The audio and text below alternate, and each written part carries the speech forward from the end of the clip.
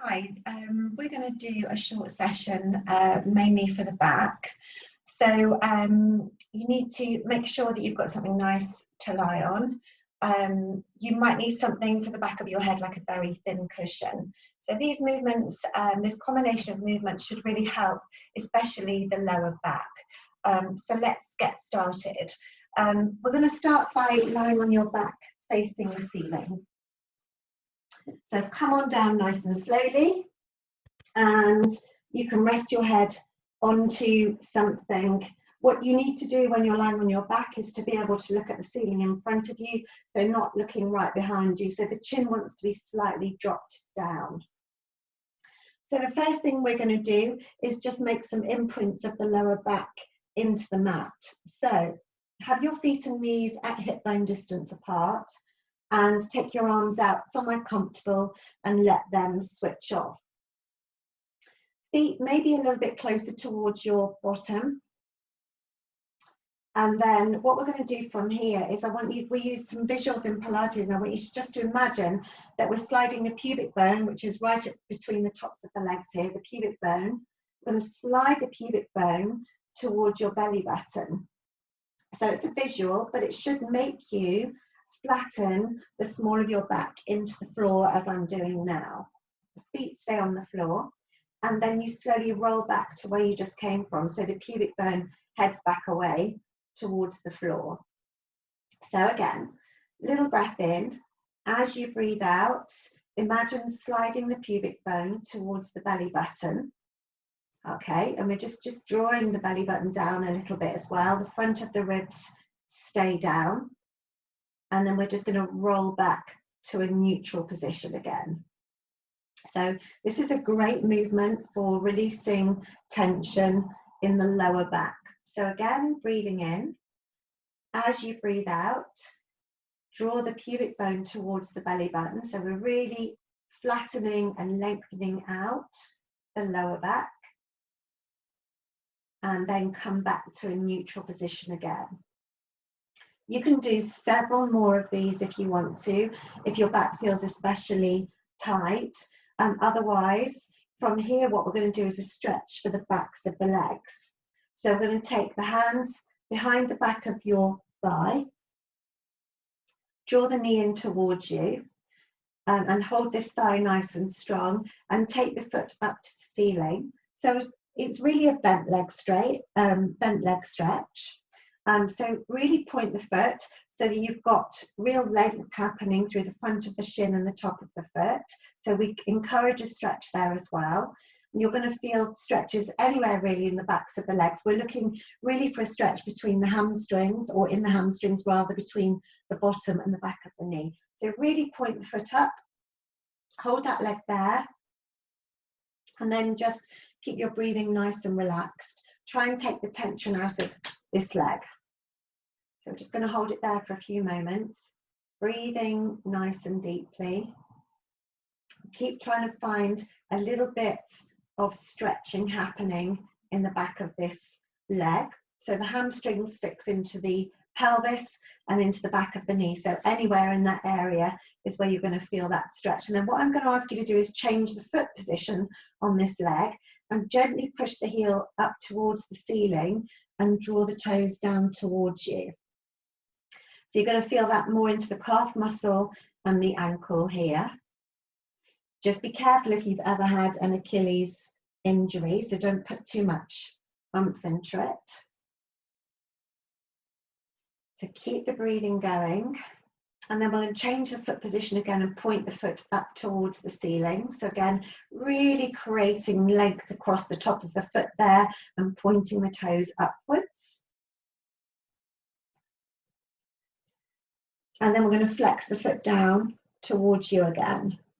This stretch can be done, or this release work can be done in isolation. So just this stretch if you've been out for a run, or if you've been for a long hike, or if you haven't been anywhere, it's a really nice stretch as well.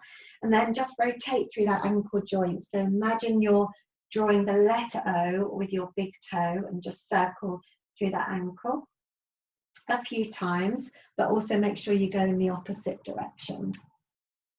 And don't worry if you hear any clicking. Okay, and then give that leg a shake out and bring it down. You might want to just stretch it out for a moment. Okay, we'll do the other side.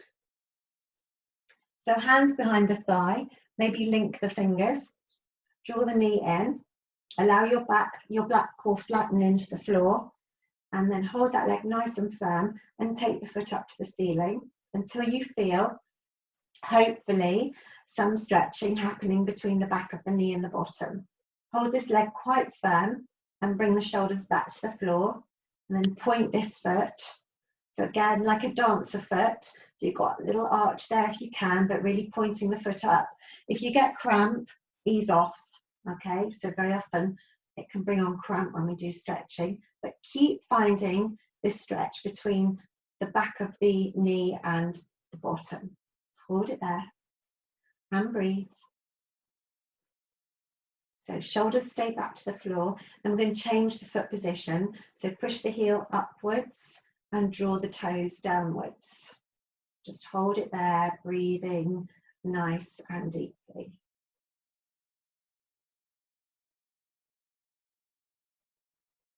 So again, go easy on this part of the stretch if you've had an Achilles injury in this leg at all. And then we're going to point the foot again, upwards and away. Releasing muscles in this way takes patience, but the more patient you can be, the better. And then draw the toes towards you, push the heel away from you. So again, finding that release work in the back of the calf. You may still feel it up here. It's absolutely fine. But just keep that firm grip of that leg. And then let's rotate through the ankle joint. So again, please don't worry if you find clicking, but really search for that rotation through that ankle joint nice and slowly, especially if you've not done that sort of movement, and release work for your ankle. And then give it a shake out and bring it down. Okay, the next movement we're going to do is shoulder bridge. So it's strengthening, lengthening, it's a bit of everything. The only bit of the body that we're not really working too much is the neck and the head. So I'll bring my arms out quite wide so you can see the movement of my spine. This is a mobility movement as well for the spine. You've already done the first bit of the movement. So what we do from here, the feet and knees want to be at hip bone distance apart, so everything's in parallel, in line. So we know that we're working the bones and the muscles in the right place, as opposed to like that, just as an example. So from here, we're going to imagine drawing the pubic bone towards the belly button, or actually do it, so pubic bone towards the belly button, and then you'll feel the bottom start to just slightly lift a little. And then if you carry on but press into your feet a little and start to lift your bottom off the floor, just to maybe about here on the first one, you're resting on the shoulder blades, make sure the shoulders are open. And then keep just drawing the belly button down to the spine a little, or the visual of the pubic bone coming towards the belly button. You're going to slowly roll back down through the vertebrae, really flattening your waistband down into the mat, and then come back into a neutral position. Okay, neutral is where we've got just a tiny little space here in at the waist. Let's go again. So little breath in. As you breathe out, let's start to draw the pubic bone towards the belly button. So you really flatten the back into the floor. And then start to just gently squeeze the bottom and press into the feet, and start to lift the hips up, maybe a little bit higher this time. So resting on the shoulder blades. You want your feet and knees to stay in parallel. So make sure your toes are pressing to the floor and that your feet haven't rolled in or out. Take a breath in here. And then as you breathe out, slowly start to roll back down through your spine as though you're coming down bone by bone. So imagine the pubic bone is coming towards the belly button and rolling down, flattening the small of your back into the floor again. Let's do that again. So breath in again. As you breathe out, draw the pubic bone towards the belly button. And then start to lift the bottom, press with the feet, squeeze the bottom gently to push the hips up towards the ceiling. So we're really creating space between the knees and the shoulders. Keep the neck open. So just if you can't roll your head gently from side to side, you've come up a little bit too high. Resting on the shoulder blades, take a breath in. And then as you breathe out, start to think about drawing the pubic bone towards the belly button. Really relax the shoulders, relax the back of the ribs, and then just coming down bone by bone, drawing the belly button down to the spine. So you're flattening the small of your back into the floor and then come back again.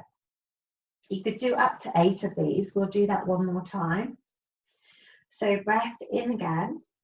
As you breathe out, draw the pubic bone towards the belly button, press into the feet, start to lift the bottom.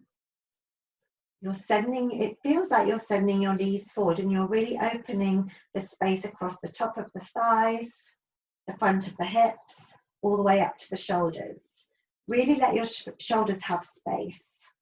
Open across the collars, take a breath in, and then as you breathe out, keep a little connection in your core, so keep the belly button drawing down to the spine a little and start to roll down. Keep the shoulder blades flat to the floor, really controlling it slowly. Pubic bone towards the belly button, and that should help you really flatten the small of your back into the mat. And then once you're down, you might just want to let your knees drop out to the sides for a moment. It's a really nice release for the hips. Okay. We're going to do a little abdominal exercise because this is what we did live on the radio last night. I'd like you to be very careful with this. I'm going to show a modification. We're going to have the hips level and we're just going to start a little connection in the core, and you're just going to float one leg to tabletop. So try not to change the spine at all. As you bring the leg up, the foot is softly pointed, and then slowly bring that leg down. So if you have a back condition, I would ask you just to stay with this movement. So you engage the core, you raise one leg just to tabletop. The idea is to keep everything really quiet around here, and then bring that leg down. So no change in shape of the spine, no movement through here, and you achieve that by engaging the core muscles. So raise the leg up, just make sure you're not flipping the hips from side to side, and bring it down. So if you have a back condition, I'll ask you to stay with that. If your back feels okay and you want something a little bit stronger for the core, we're going to bring one leg up, and then bring the pubic bone towards the belly button, so you flatten the small of your back into the floor, and then bring the other leg up to join it. Okay, and then from here, keep pressing the back into the floor. Some of you might feel more comfortable with the head rested into the hands. I definitely do, so I'm going to have my head there. And then from here, we're going to tap one foot down and bring it back up. So as you breathe out, tap the other foot down and bring it back up. So all the time you're doing this, keep drawing the belly button down to the spine. So you're flattening the back into the floor. And if you've got your head lifted like I have, keep pressing your head into your hands. So we take the pressure off the front of the neck. Okay, and I'm going to take about another 4 taps. So breathe out as you tap. So breathe out as you tap. And we're going to do that one more time on each side, finishing on your left. Keep pressing the head into the hands. And then when you've done those, draw the knees in towards the chest. Bring your head down. And just take some little rocks from the side to side across your back. So again, with those, we call that toe taps. You could do maybe 10 of those on each side, but the most important thing when you're doing those is to make sure that your back is safe. And your back is safe when it's pressing down into the floor, okay? Not when it's like that, when it's arching away from the floor. That is not a safe position when you've got your legs off the floor, okay? So make sure if you do those toe taps, your back is flattened into the floor, okay? And then just take a good stretch out, deep breath in, and then as you breathe out, bring your arms down. You might just want to roll your head a few times from side to side. So that was your little back strengthening session, back mobilizing session. So come slowly up into seated, and then you're good to go. Thank you very much, everyone.